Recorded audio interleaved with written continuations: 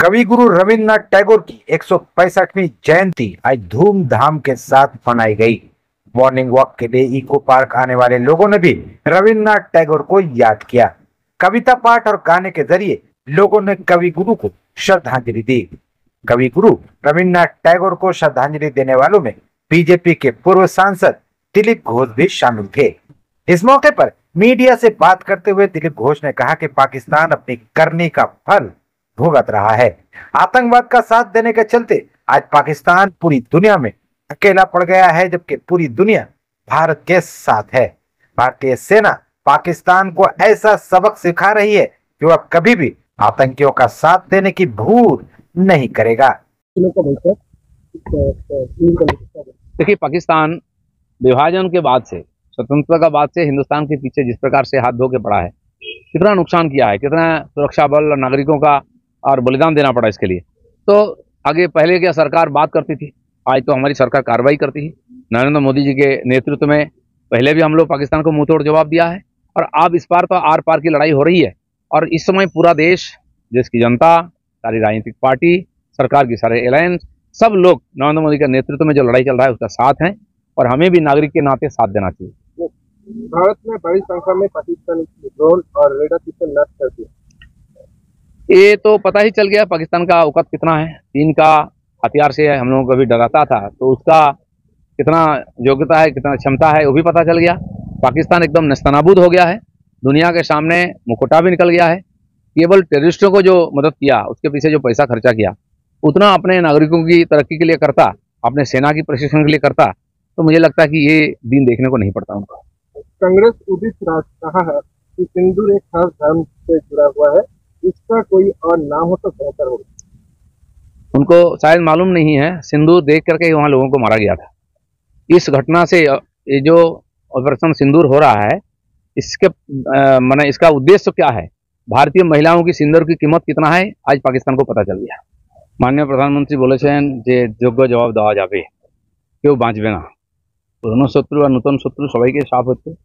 আর ভারতীয় নৌসেনা, তারপরে বিমান সেবা এবং আর্মি, সব তিন সেনা মিলে যেভাবে অ্যাটাক করছে, প্রথম আর পাকিস্তানের যে বৈরী যেগুলো শিবির ছিল উগ্রপন্থী, সেগুলো ভাঙা হয়েছে, এবং যেখান থেকে তাদের উৎসাহ দেওয়া হচ্ছে সেখানে অ্যাটাক করা হচ্ছে।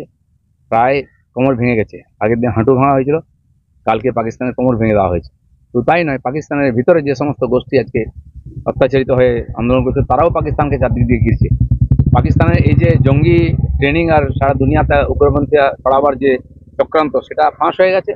আজ পৃথিবীতে তার কোনো বন্ধু নাই, একটা শত্রু রাষ্ট্র তৈরি হয়েছে, আর তার যোগ্য জবাব ভারত দিচ্ছে। এতদিন যা করেছে আমাদের সঙ্গে, তার সব কিছু শোধবোধ হয়ে যাবে। একযোগে তিন বাহিনী, স্থল, বায়ু, শুধু তাই নয়, জল, স্থল আর এবং যে সেনা, বায়ুসেনা, সব মিলে অ্যাটাক যেমন করেছেন ভারতবর্ষের মধ্যেও সাধারণ নাগরিক থেকে সমস্ত পার্টি, আমাদের সরকারের অ্যালায়েন্স, সবাই এক সুরে মাননীয় মোদীজির সঙ্গে সুর মিলিয়েছেন এবং বলে দিয়েছেন নরেন্দ্র মোদী যা করবেন তার সঙ্গে আছি।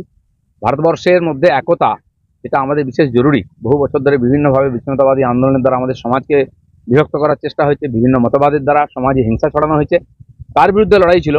এই যুদ্ধের মাধ্যমে সারা ভারত এক, এটা আমরা প্রমাণ করেছি। নতুন ভারতে যেটা মোদীর স্লোগান, সেই ভারত বিশ্বকে নেতৃত্ব করবে। সামরিক শক্তি আমরা দেখাচ্ছি, আর্থিক শক্তি, অন্যান্য রাজনৈতিক শক্তি, বিশ্বতে ভারত একটি বিশেষ শক্তি হিসেবে উঠে আসছে, এটা আজকে সবাই দেখতে পাচ্ছে। এবং সেই জন্য সমস্ত নাগরিককে আজকে একদম শক্তভাবে সরকার এবং সেনার পিছনে দাঁড়াতে হবে। ঘরে বাইরে জঙ্গিদের কাজ শুরু করেছে ভারতীয় সেনা, পাকিস্তানের ড্রোন হামলা ব্যস্ত করেছে একাধিক।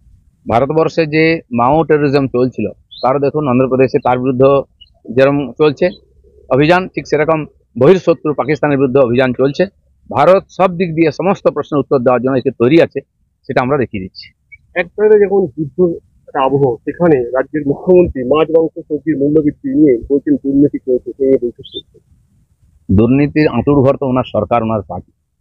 পারলে সেটাকে এক্সপোজ করুন, সাজা দিন। উনি মানুষকে যে সবসময় বিভ্রান্ত করার চেষ্টা করেন, সেটা পারবেন না। মানুষ বুঝে গেছে কে দেশের সঙ্গে আছে।